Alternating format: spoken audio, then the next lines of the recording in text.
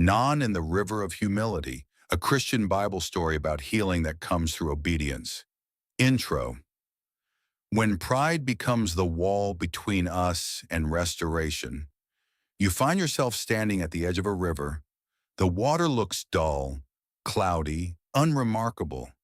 Behind you stand the most skilled physicians in your land, garments of luxury that wealth alone could provide, and a lifetime filled with victories that have earned you honor before kings.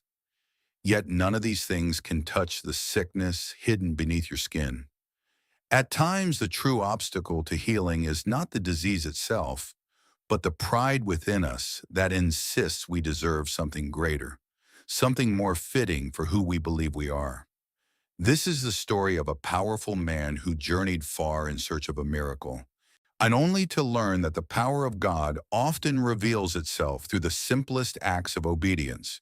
The story takes place in the ancient Near East, in an era when nations collided and prophets spoke with a boldness that caused kings to tremble. Israel and Aram lived in constant tension, at times locked in war, at times resting in fragile peace, always watching one another across borders that shifted with every conflict. In such a world, reputation was everything. A man's name could open every door or shut them completely. And at the heart of this story lies a question each of us must face, in our own time and in our own way. Will we lower ourselves enough to receive what we cannot earn? Will we trust God's ways even when they challenge our expectations? Will we choose obedience over pride when both stand before us? This is more than an ancient account. It is a reflection held up to every heart that has wrestled with the gap between what we think we deserve and what God freely gives. It speaks of a healing deeper than the surface, a transformation that reaches the soul, and the quiet, unexpected places where grace appears when we finally become humble enough to receive it. Chapter 1. A commander with authority. His name was Non. And in the kingdom of Aram, that name carried weight. It opened doors. It commanded respect. It struck fear into the hearts of enemies and inspired confidence in the hearts of allies. He was commander of the army, a position earned not through birthright or political maneuvering, but through brilliance on the battlefield and loyalty to his king. When Non spoke, soldiers listened. When he strategized, enemies fell. When he led his troops into battle, victory followed more often than not. The king of Aram himself honored this man, recognizing that through Non's leadership, the Lord had given victory to the nation. This is a remarkable acknowledgement, appearing in the biblical text itself. Even a pagan king recognized that Naaman's success came from a power beyond mere military skill. There was something about this commander that set him apart, something that made him more than just another soldier who had risen through the ranks. He was valiant, brave in a way that inspired others to be brave. He was strategic, able to see the battlefield not just as it was, but as it would be 3 moves ahead. He was respected, earning the kind of loyalty from his men that cannot be commanded, but must be given freely. But victory has a way of hiding what happens behind closed doors. Beneath the armor and the accolades, Naaman carried a secret that no sword could defend against and no strategy could defeat. He had leprosy. The disease was slowly claiming his skin, marking him with something that all his power and prestige could not erase. In the ancient world, leprosy was more than a medical condition. It was a social death sentence, a mark of impurity that could separate a person from everything they knew and everyone they loved. For a man like Non, the disease must have been particularly cruel. His entire identity was built on strength, on capability, on the ability to control outcomes through skill and determination. But here was something beyond his control, something that reduced him from commander to patient, from powerful to powerless.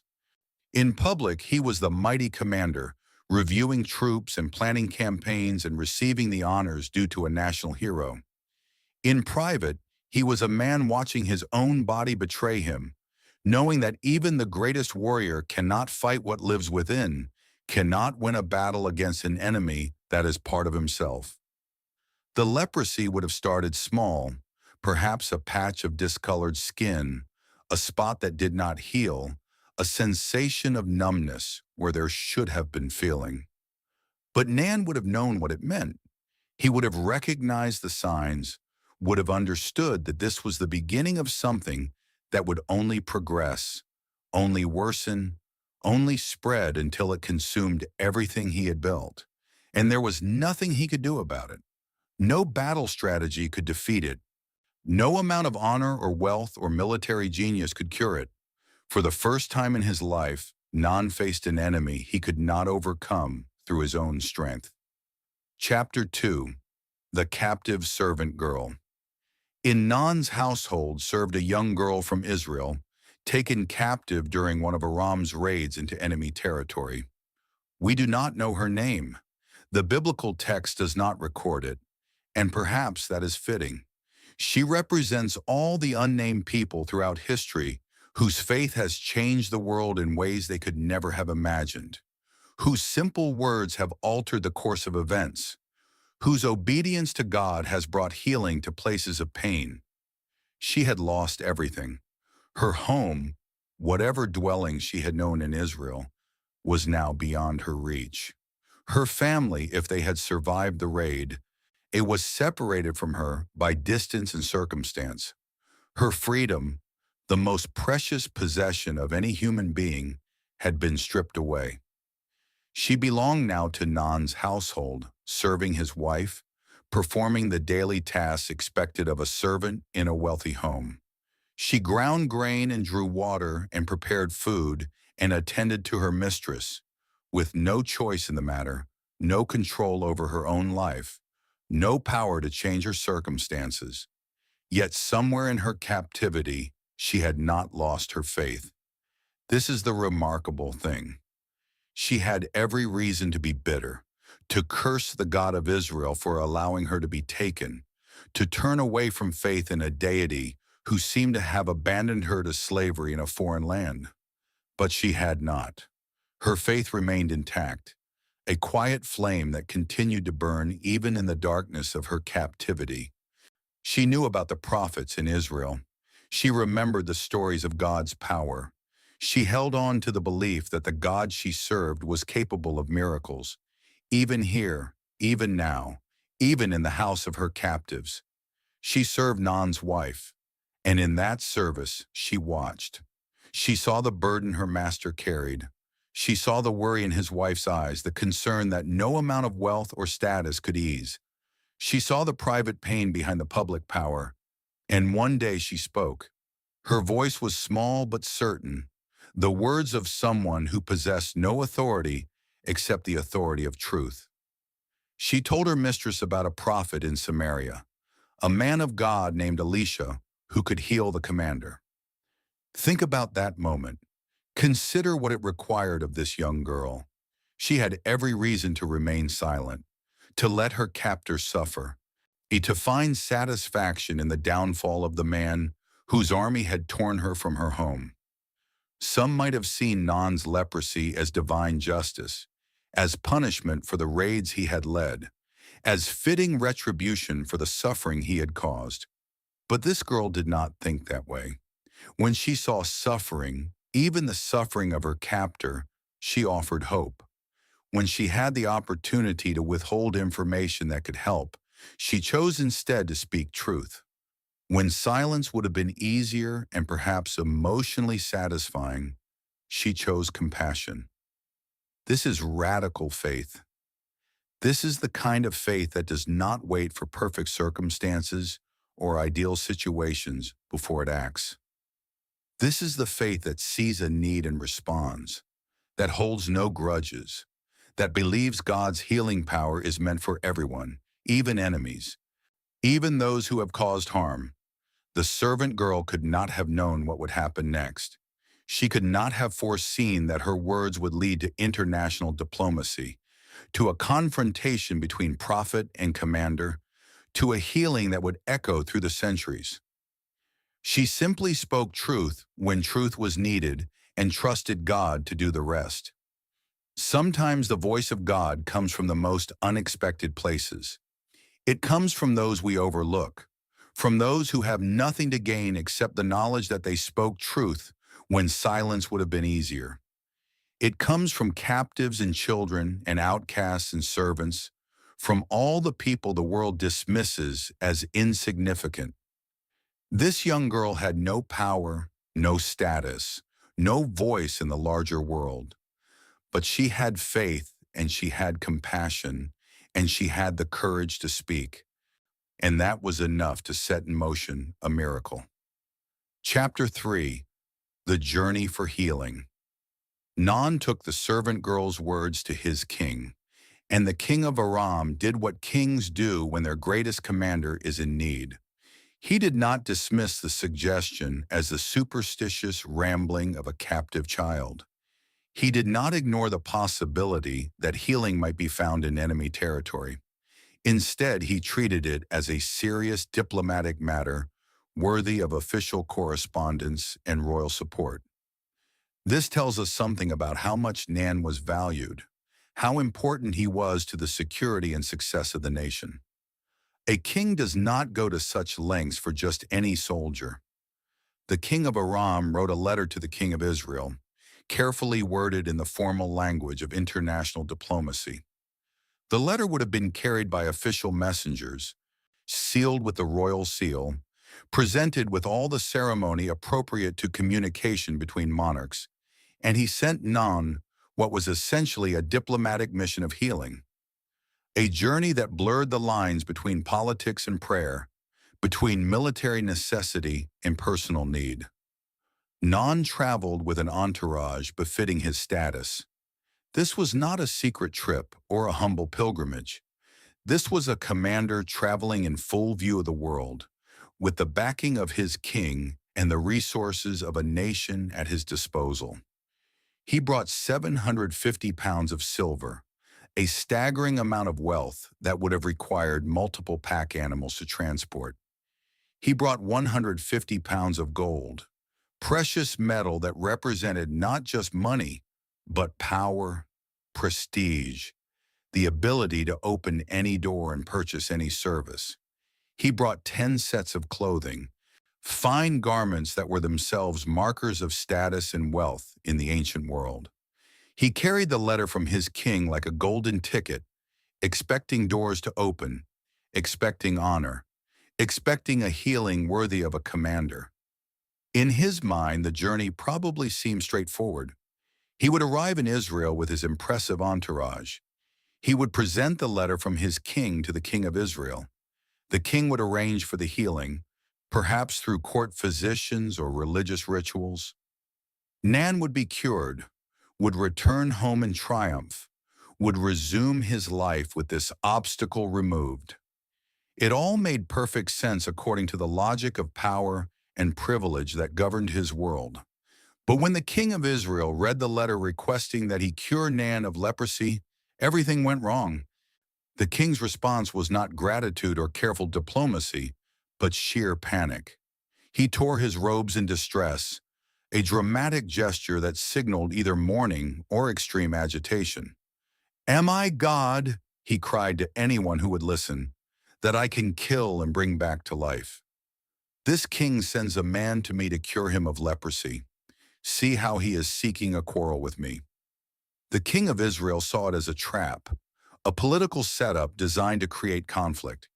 In his mind, the king of Aram was setting impossible conditions, asking for something no human could provide, so that when it was not provided, war could be justified. It was a paranoid interpretation, perhaps, but not entirely unreasonable given the history between these two nations. The king of Israel understood his own limitations.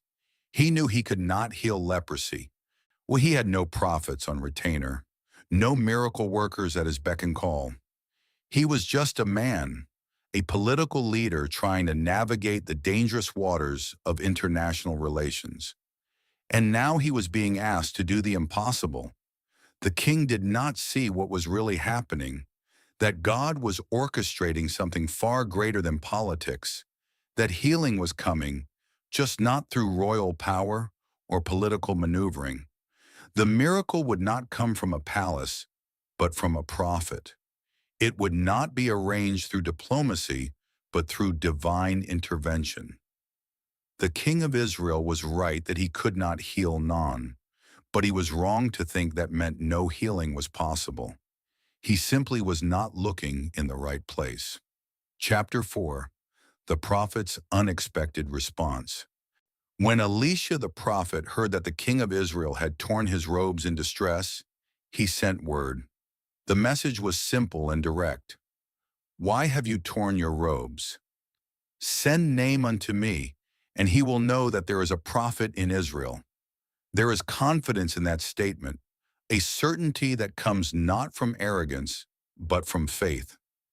Elisha knew what the king did not, that God's power was not limited by human inability, that miracles were not the province of politics, but of prayer, that healing was available to anyone, even a foreign commander, if they were willing to receive it on God's terms. So Non came with his horses and chariots and stopped at the door of Elisha's house. Picture the scene. A military commander accustomed to leading armies, now standing at the threshold of a prophet's dwelling. The contrast would have been stark. Non's entourage would have been impressive, designed to command respect and attention. The horses and chariots alone would have announced his importance, the thunder of hooves and wheels declaring that someone significant had arrived. His retinue would have included servants and guards, advisors and attendants, all the trappings of power and prestige. But Elisha's house was just a house, nothing grand or impressive, no palace or temple, just the dwelling of a prophet who lived simply and trusted God completely. Non waited at the door. A commander does not wait often. He commands and others move. He speaks and people listen. He arrives and doors open. But here he stood at the threshold of a simple prophet's dwelling, waiting like any other petitioner, his status and wealth temporarily irrelevant. And then came the insult, and though Elisha likely did not intend it as such, the prophet did not come out to meet him. He did not greet this powerful foreign commander with the respect Nan was accustomed to receiving. There was no ceremony of welcome, no acknowledgement of his status, no show of honor appropriate to a man of Nan's rank. Instead, Elisha sent a messenger, an intermediary, someone to deliver instructions secondhand, as if Nan were just another person seeking help rather than a commander of armies. The messenger's words were even more shocking in their simplicity. Go and wash in the Jordan River 7 times, and your flesh will be restored, and you will be clean. That was it. No grand ceremony, no elaborate ritual, no dramatic laying on of hands or invocation of divine power. No recognition of the journey Nan had made, the wealth he had brought, in the risk he had taken in coming to enemy territory. Just water, just obedience, just the Jordan River, a muddy stream that could not compare to the great rivers of Damascus. 7 times, no more and no less. The instructions seemed almost dismissive in their simplicity.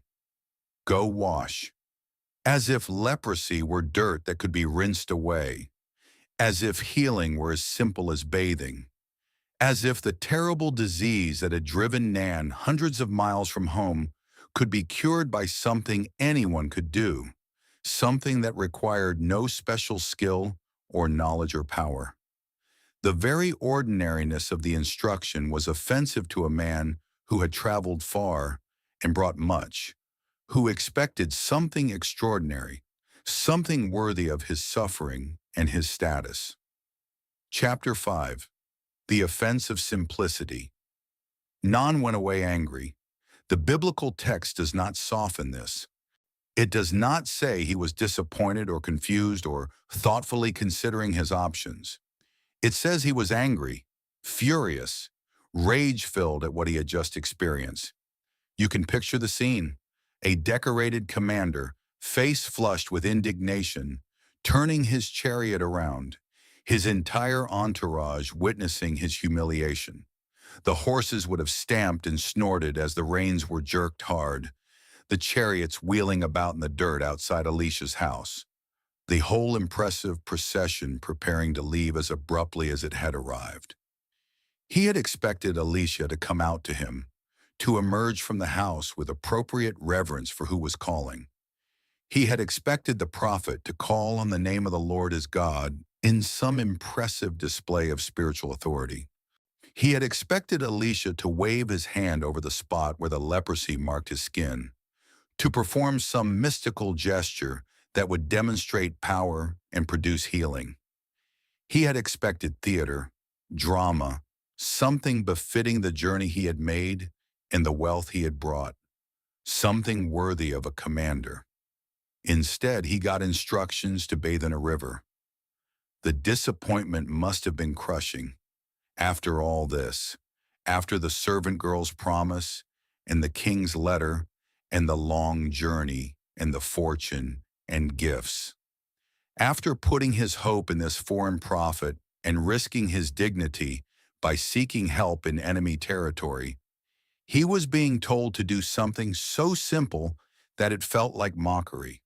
Worse, he was being told to do it in the Jordan River, a waterway that Non clearly considered inferior to what he knew from home. Are not the Abana and Pharpar rivers of Damascus better than all the waters of Israel? He fumed to anyone within earshot. He was not wrong, at least not from a purely aesthetic perspective. The rivers of Damascus were famous for their clarity and beauty, fed by mountain springs running clean and cold through the Syrian landscape. The Jordan River, by contrast, was muddy and warm, winding through the hot valley between Israel and the territories east of it. Nothing special to look at, nothing that would seem to possess healing properties. Could I not wash in them and be cleansed? Non demanded. It was a rhetorical question born of frustration, but it revealed the heart of his struggle. If healing were just about water, any water should do. If it were just about washing, he could wash at home. The fact that Alicia had specified the Jordan River made the whole thing feel arbitrary, like a test designed to humiliate rather than heal. Like Alicia was exercising power just to prove he could, making Non jump through hoops for the prophet's own amusement. His servants watched as their master's pride nearly cost him everything. They had traveled with him, had witnessed the hopes he had carried, had seen him vulnerable in ways that commanders rarely allow themselves to be seen. And now they watched as he stood at the very edge of a miracle, so close to healing that he could almost touch it. Yet his expectations, his sense of what he deserved, his need for something grander and more impressive almost sent him home unchanged, uncured, defeated. Not by leprosy, but by his own pride. Pride has a way of doing that. It convinces us that God's methods are beneath us, that simple obedience is insulting, that we deserve something grander, something more complex, something that requires us to demonstrate our worth through difficulty rather than receiving grace through simplicity. Pride tells us that easy things cannot be valuable, that if healing does not cost us effort and pain and struggle, then it cannot be real. Pride makes us walk away from miracles because they do not arrive in the package we expected, because they do not honor us in the way we think we should be honored, because they require us to humble ourselves in ways that feel degrading to our sense of self. Nun's anger was pride wounded by simplicity. He wanted to earn his healing through something difficult, something that would showcase his strength and determination. He wanted the healing to be impressive enough that it matched his status, complicated enough that not everyone could receive it, exclusive enough that it confirmed his specialness. Instead, he was being offered something free, something simple, something that required nothing from him except the willingness to obey an instruction that made no sense to his rational mind. The servants watched and waited, knowing that what happened next would determine everything. Would their master let pride send him home to die slowly of leprosy? Or would he find the courage to do something small, something that required not physical strength, but spiritual humility, not military prowess, but simple faith? Chapter 6. The Servants' Wisdom. Non-servants approached him carefully. They knew their master's temper. They had seen it flare on battlefields when plans went awry, or soldiers failed to execute orders precisely. They knew the danger of speaking to a man whose pride had been wounded, whose anger was radiating off him like heat from a forge. In the social hierarchy of the ancient world, servants did not contradict their masters, did not offer unsolicited advice, did not presume to correct the thinking of those above them. But these servants did something remarkable. They chose to speak anyway, with the kind of gentle wisdom that can only come from those who have nothing to lose and everything to hope for. My father, one of them said, using a term of respect that acknowledged Naaman's authority while also claiming a kind of familial relationship, a bond that gave them the right to speak truth. If the prophet had told you to do some great thing, would you not have done it? The question was perfectly crafted, a cutting through Enmon's anger to reach the logic beneath it. Of course, he would have done something great. That was the whole point. Naaman had traveled hundreds of miles precisely because he was willing to do whatever it took to be healed. He had brought a fortune in gifts because no price was too high. He had risked his dignity by seeking help from a foreign prophet because he was desperate enough to try anything. How much more then? The servant continued. When he tells you to wash and be cleansed, the logic was undeniable, and the servants knew it. They were not asking Nan to reconsider something difficult. They were pointing out the absurdity of refusing something easy. If he was willing to do great things, why would he refuse to do small things? If he was willing to undergo elaborate rituals or painful procedures or demanding tests of endurance, why would he reject a simple instruction to wash in a river? The very ease of it should have been a gift, not an insult. Their words carried a wisdom that transcended their social status. They understood something that Nan, in his anger and pride, had missed, that the difficulty of a task has nothing to do with its effectiveness, that God's power is not measured by the complexity of the method, that healing does not require elaborate procedures to be legitimate. They understood that Nan's real struggle was not with the Jordan River, but with his own expectations, not with Elisha's instructions, but with his own need to feel that he had earned what he was about to receive. Think about what these servants were doing. They were risking their master's wrath to save his life.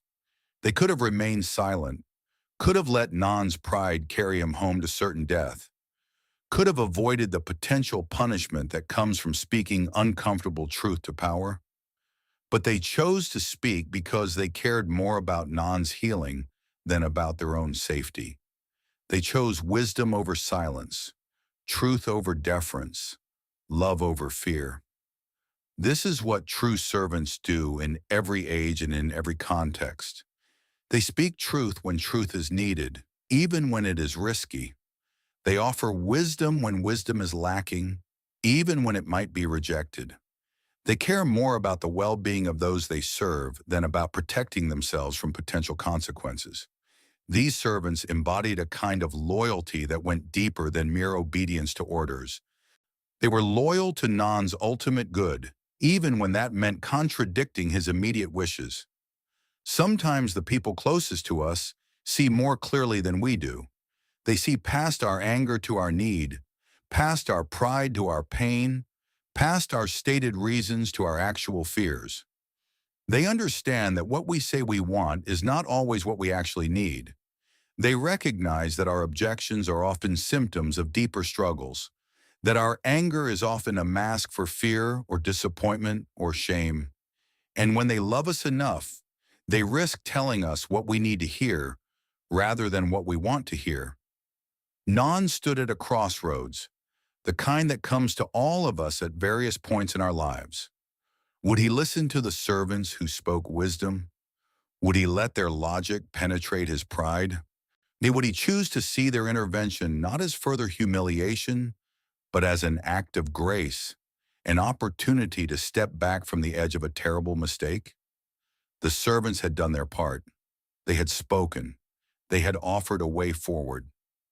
Now it was up to N to decide whether he would humble himself enough to take it.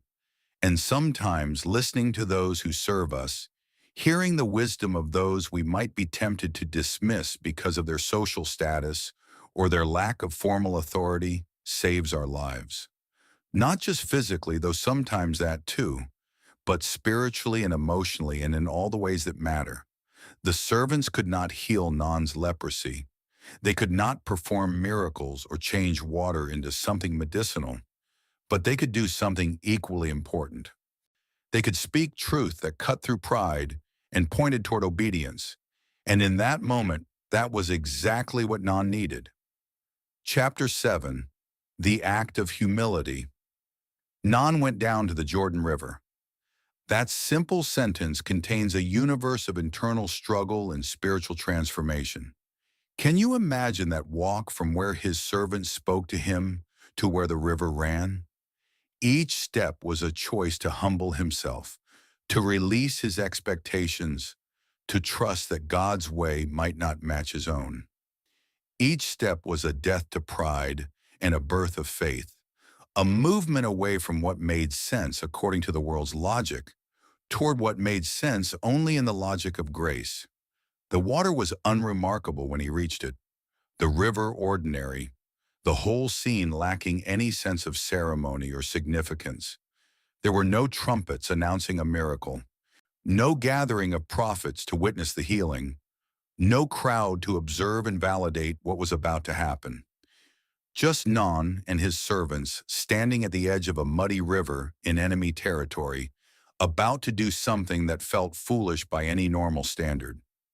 He went down and dipped himself in the Jordan 7 times, as the man of God had instructed. The first immersion must have been the hardest.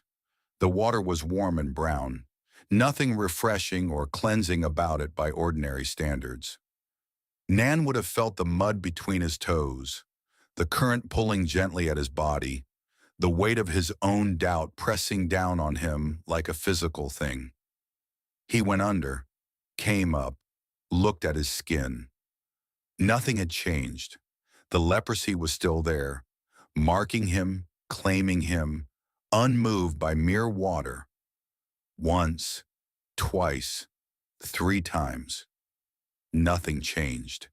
And the servants watched from the bank, perhaps wondering if they had been wrong to encourage this, if they had led their master toward false hope and deeper disappointment. 4 times, 5 times. Still, the leprosy remained stubbornly present, seemingly mocking the whole exercise. Each immersion without visible result must have tested Non's fragile faith a little more, must have made the instruction to complete all 7 seem increasingly absurd. 6 times and his skin looked the same as it had when he arrived in Israel. At this point, Nan had done more than most people would. He had humbled himself, had followed the instruction, had immersed himself over and over in water that seemed to do nothing. If healing was going to happen, surely it would have happened by now.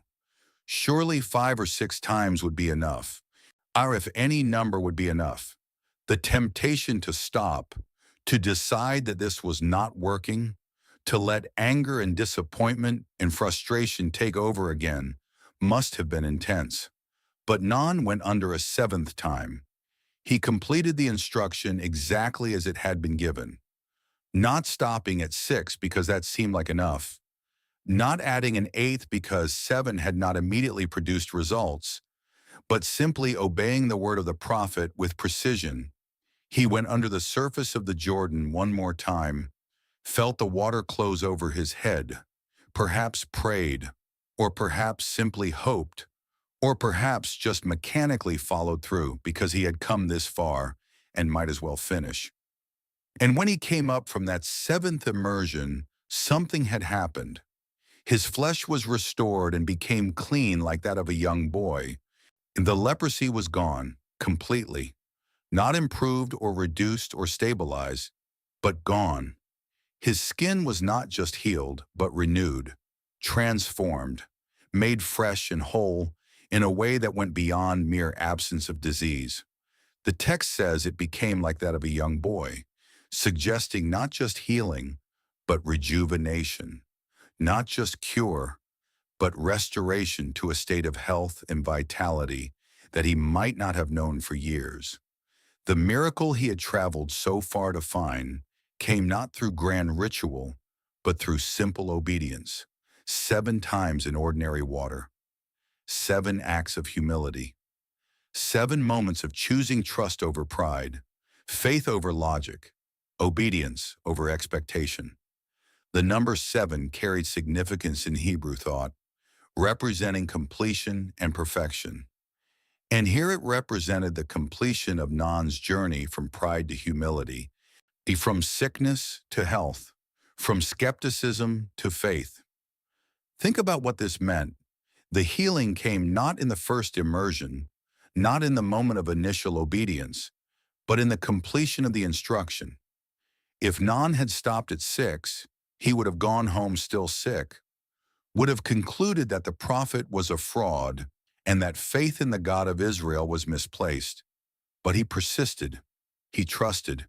He completed what he had been told to do, even when it seemed pointless, even when nothing appeared to be happening, even when every rational part of his mind must have been screaming that this was a waste of time. And in that persistence, in that commitment to complete obedience rather than partial obedience, in that willingness to look foolish if necessary, but to follow through on what God had commanded through the prophet, Non found healing, not because the water of the Jordan had special properties, but because God had chosen to work through that water in that place, at that moment, in response to obedience that required Nan to lay down everything that had defined him, his pride, his expectations, his need for control, his insistence that healing come in a way that honored his status. The servants on the bank must have erupted in amazement and joy when Non emerged from the 7th immersion with new skin. They had been right to speak. Their wisdom had saved their master's life. But more than that, they had witnessed a miracle, had seen with their own eyes that the God of Israel was real and powerful, and willing to heal even a foreign commander who had barely begun to understand faith. They had stood at the edge of the ordinary and watched it transform into the extraordinary, had seen a muddy river become the site of divine intervention, had witnessed proof that God's ways are not human ways, and that miracles come through obedience rather than through impressive ceremonies. Non himself must have stood in the water for a long moment, looking at his hands, his arms, touching his face, examining every inch of skin that had been marked by disease and was now clean. The relief would have been overwhelming, the gratitude profound, the sense of having received something he could never have earned or purchased or achieved through his own strength absolutely clear. He had come seeking healing and found it, but not in the way he expected, not through the means he anticipated, not in a manner that confirmed his assumptions about how God works. He found healing through humility, through the willingness to do something small and seemingly insignificant, through obedience that required him to trust what he could not understand. And in that moment, standing in the Jordan River with clean skin and a transformed heart, Non became more than just a healed man. He became a living testimony to the power of simple faith, to the grace of a God who meets us in our need and heals us in ways that strip away our pride and build our trust, to the truth that sometimes the greatest miracles come wrapped in the most ordinary packages. Chapter 8, Healing Beyond the Physical. Naaman returned to Elisha, but he was a different man than the one who had left in anger just hours, or perhaps days before. The journey back to the prophet's house was not the same as the journey away from it. Where there had been rage, there was now wonder. Where there had been disappointment, there was now gratitude. Where there had been wounded pride, there was now humble faith. He and all his attendants went back to the man of God and stood before him. And this time, there was no impatience, no expectation of grand ceremony, no anger at being made to wait. When Elisha came out to meet him this time, or perhaps when Naaman was invited inside, the commander spoke words that revealed just how deep his transformation had gone. "Now I know that there is no God in all the world except in Israel," he declared. This was not a casual acknowledgement or polite gratitude. This was a confession of faith, a theological statement that marked a complete shift in Naaman's understanding of the divine. He had grown up in Arama, surrounded by temples to various gods, living in a polytheistic culture where different deities were thought to have different domains and different powers. He would have known the names of these gods, would have participated in rituals honoring them, would have assumed that each nation had its own deities who fought alongside their armies and blessed their endeavors. But now, having experienced the power of the God of Israel firsthand, having been healed through means that made no sense except in the context of divine intervention, Naaman was making an exclusive claim. Not just that Israel's God was powerful, but that Israel's God was the only true God, that all other deities were false or impotent by comparison. His healing had become more than physical. Something had shifted in his understanding of the divine, in his relationship with ultimate reality, in his grasp of how the universe actually works. He'd come seeking the cure of his body and found something deeper, a transformation of his soul. The leprosy that had marked his skin was gone, but something even more significant had happened. The spiritual blindness that had kept him from recognizing the true God had been healed as well.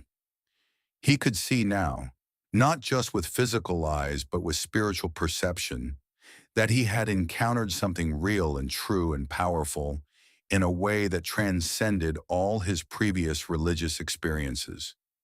He had encountered a God who did not need his wealth, who did not require his status, who did not operate according to the rules of power and prestige that governed Naaman's world. This was a God who healed through humility, who worked miracles through obedience, who restored not just flesh, but faith.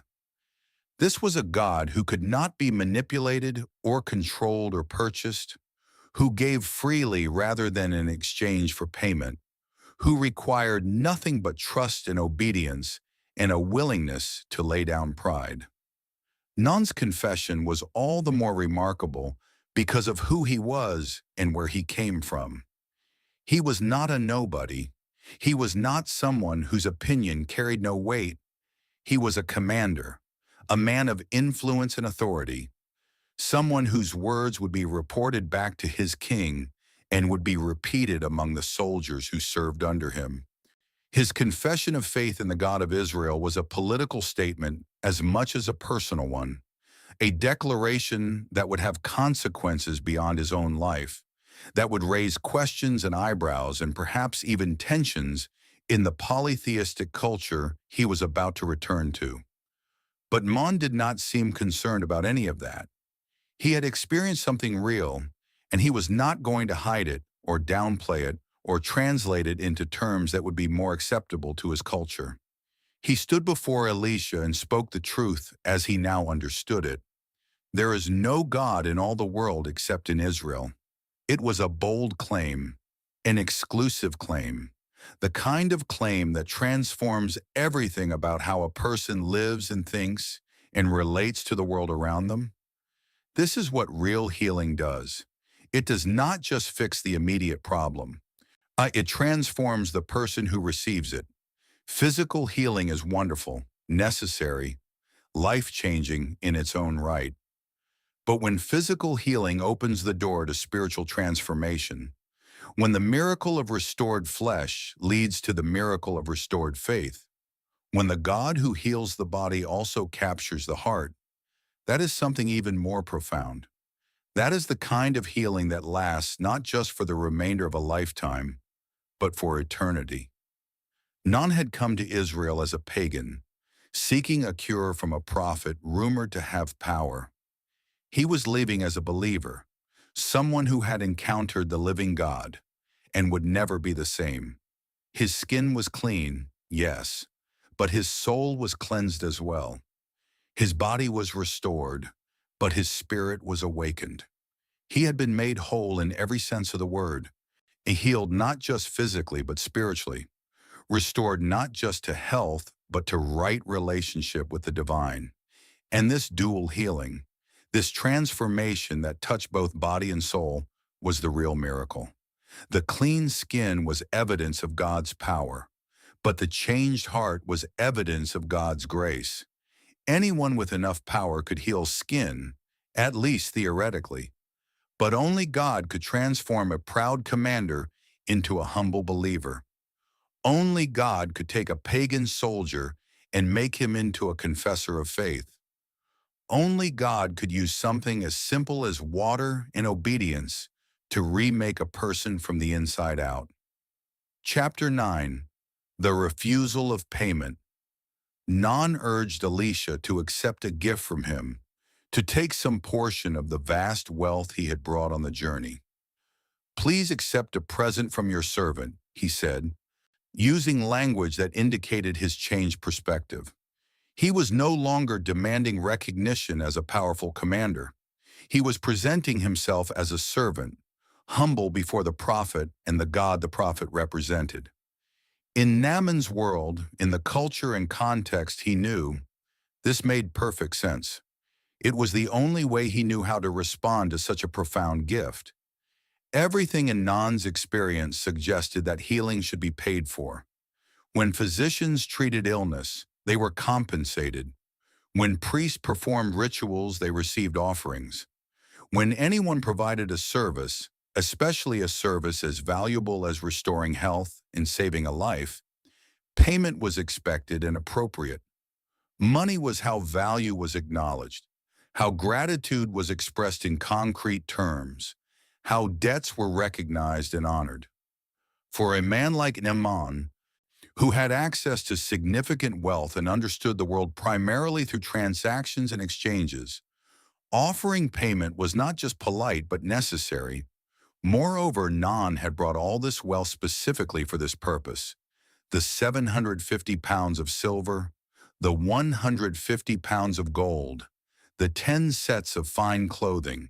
All of it had been packed and transported with the expectation that it would be needed, that healing would come at a cost, that the prophet would rightfully expect compensation for such a valuable service.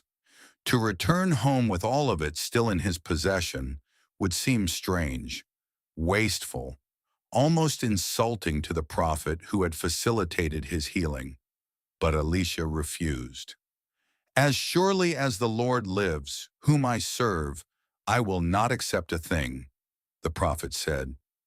The oath was strong, invoking God as witness to his refusal, making it clear that this was not a matter of negotiation or polite refusal that could be overcome with insistence. This was a firm no, grounded not in pride or in some attempt to appear above material concerns, but in a deep theological principle.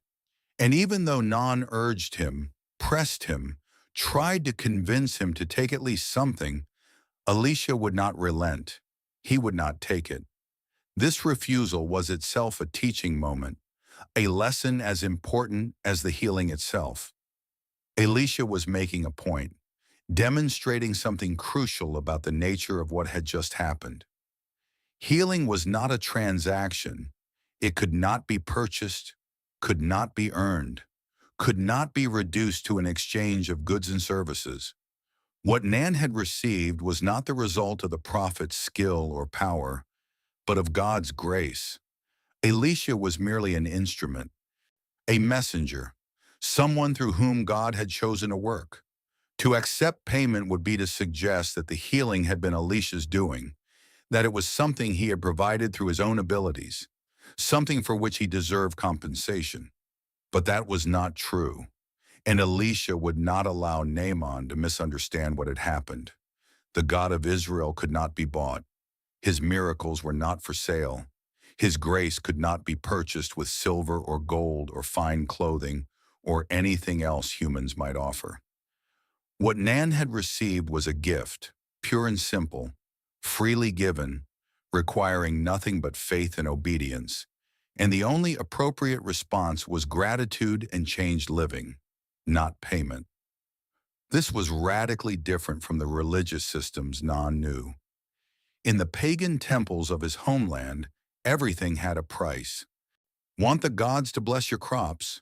Bring an offering. Want to ensure victory in battle? Make a sacrifice. Want healing or protection or prosperity?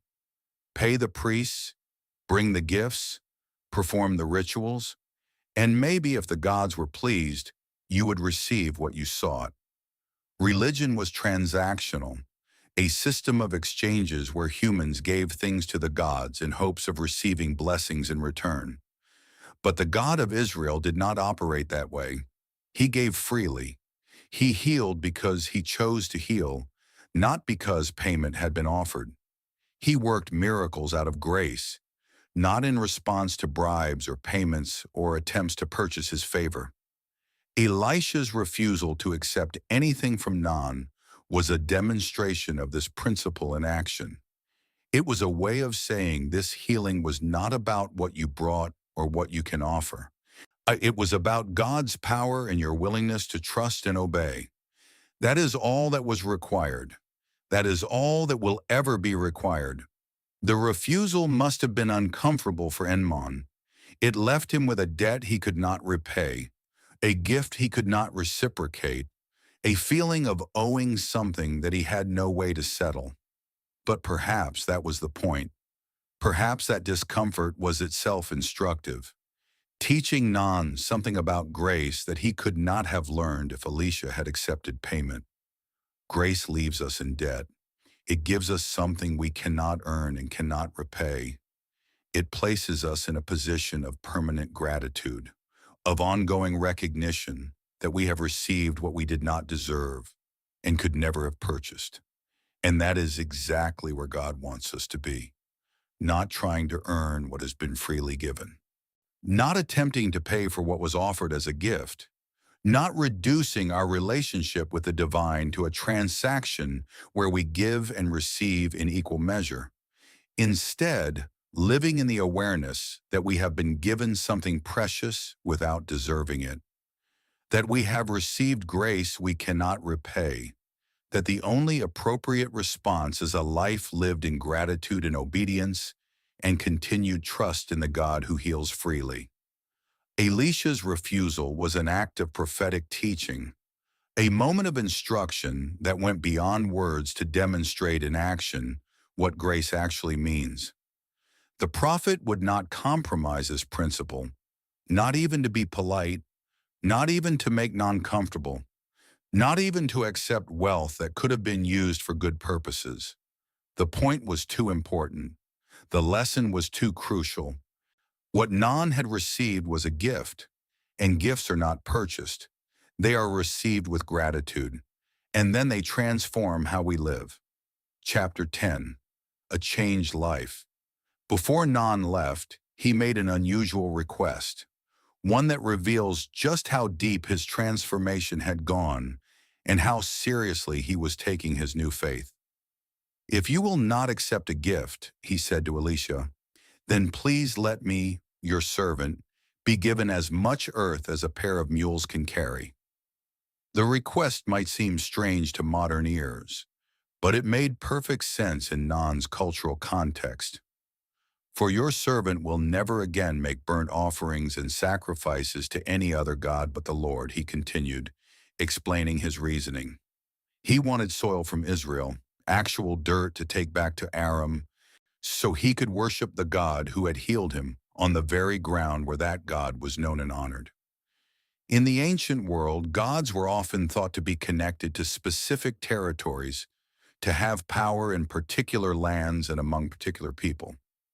Nun's request for Israelite soil suggests he wanted to create, in his homeland, a small piece of Israel, a space where the God of Israel could be properly worshipped even in foreign territory.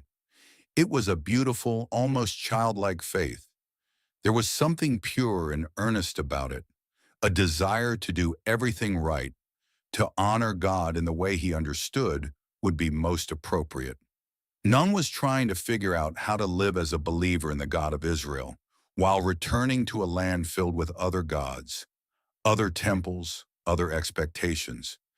He was attempting to work out the practical implications of his newfound faith, to create a way to worship that would honor what he had experienced while acknowledging the realities of where he lived and what his position required of him.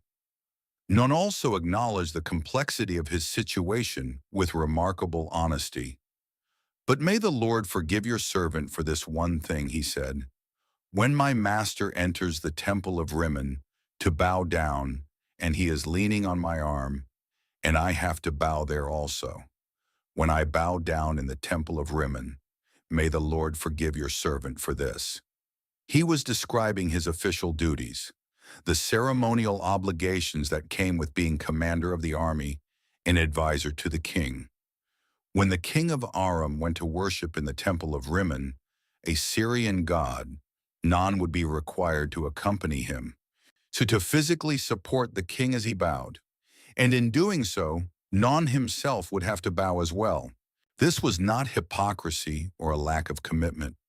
This was the honest struggle of someone trying to figure out how to live faithfully in a context that did not support that faith, how to honor God while fulfilling obligations to an earthly king, how to navigate the tension between internal belief and external requirements. Mon was not asking for permission to continue worshiping other gods. He was asking for understanding regarding actions he would be required to perform as part of his official duties. Actions that might look like worship, but that he was committing in his heart not to treat as such. Elisha's response was brief and gracious. "Go in peace." The prophet did not condemn Nan for the complexity of his situation. He did not demand that Nan immediately resign his position or refuse his duties, or create a dramatic confrontation with his king. He simply blessed him and sent him on his way, trusting that a man whose faith was sincere enough to ask these questions was a man whose faith would continue to grow and deepen over time. So Nun left, transformed in every way that mattered, physically restored, his skin clean and healthy like that of a young boy, free from the disease that had been slowly destroying him, spiritually awakened, having encountered the living God and committed himself to worshiping only that God, no matter how complicated that commitment might be in practice. Emotionally renewed, having experienced grace that healed not just his body, but his sense of worth and his understanding of how the universe works, and his relationship with the divine. He left carrying as much Israelite soil as 2 mules could bear, a literal and symbolic piece of Israel that he would take home and use to create a space for worship. He left with a new understanding of God that would shape the rest of his life. He left with a story he would tell, a testimony of healing that would spread, that would be remembered, that would echo through the centuries as an example of what happens when pride gives way to humility, when expectation gives way to obedience, when a powerful person becomes humble enough to receive what they cannot earn. The man who had arrived in Israel proud and sick departed humble and healed. The commander who had expected impressive ceremony discovered that miracles come through simple obedience. The pagan who had known many gods found the one true God. And all of it happened because a servant girl spoke truth, because servants offered wisdom, because a prophet refused to be impressed by wealth and status, because Non finally humbled himself enough to wade into a muddy river 7 times, and because God chose to pour out grace on someone who could not earn it and did not deserve it, but was willing to receive it on God's terms rather than his own. Epilogue: The power of simple obedience. The story of Nan and the river reminds us that God's instructions may seem small, even insignificant, when measured against our expectations and our sense of what is appropriate or effective or impressive. 7 times in a muddy river. That was all it took. That was the sum total of what was required for a miracle that changed everything. But those 7 immersions required something harder than any great deed, something more challenging than any elaborate ritual, something that many people, and then and now, find almost impossible: the willingness to lay down pride, to trust what we do not fully understand, to obey when obedience seems beneath us or pointless or unlikely to produce results. Humility unlocks healing that pride keeps locked away. This is true not just for physical healing, though Non's story demonstrates that truth powerfully, but for every kind of healing we might need. Emotional healing often requires the humility to admit we are not okay, to seek help, to be vulnerable with others about our struggles. Relational healing requires the humility to acknowledge our part in conflicts, to apologize even when we think we are only partially at fault, to extend forgiveness even when it feels undeserved. Spiritual healing requires the humility to recognize that we cannot save ourselves, that we need grace we cannot earn, that God's ways are higher than our ways, and his thoughts higher than our thoughts. Pride tells us we deserve better, that we should wait for something more impressive, that simple obedience is beneath people of intelligence or status or capability. Pride makes us like Non at the door of Elisha's house, angry that the healing does not come with appropriate ceremony, offended that what is offered does not honor our sense of importance, ready to walk away from miracles because they arrive in packages we do not respect. Pride costs us healing, costs us transformation, costs us the very things we most desperately need, all because we cannot bring ourselves to do something simple. But faith can grow even in foreign lands, even in captivity, even in circumstances that seem hostile to belief. And the young servant girl demonstrated this. Taken from her home, living as a slave in the household of her captor, she nevertheless maintained faith in the God of Israel and in the power of that God to heal. Her faith did not depend on comfortable circumstances, or on being surrounded by other believers, or on having religious freedom. Her faith was a quiet flame that continued to burn regardless of external conditions. And when the moment came to speak, she spoke hope rather than bitterness, healing rather than revenge, faith rather than despair. This is the kind of faith that changes the world, the kind that persists in darkness, the kind that speaks truth even when there is no apparent benefit in doing so, the kind that believes God can work miracles even in the most unlikely circumstances. It is faith that does not wait for perfect conditions before it acts, that does not require everything to be ideal before it hopes, that trusts God's power regardless of the surrounding darkness. And it is faith that we are all called to cultivate wherever we find ourselves, whatever our circumstances, however hostile or foreign or difficult our situation might be. Non's healing was not just about restored skin, it was about a restored relationship with the divine, about learning that God's ways are not our ways, that miracles come through obedience more than through ceremony, That sometimes the greatest act of faith is simply doing what we are told, even when it makes no sense to us, even when it seems too simple to be effective, even when our pride screams that we deserve something grander.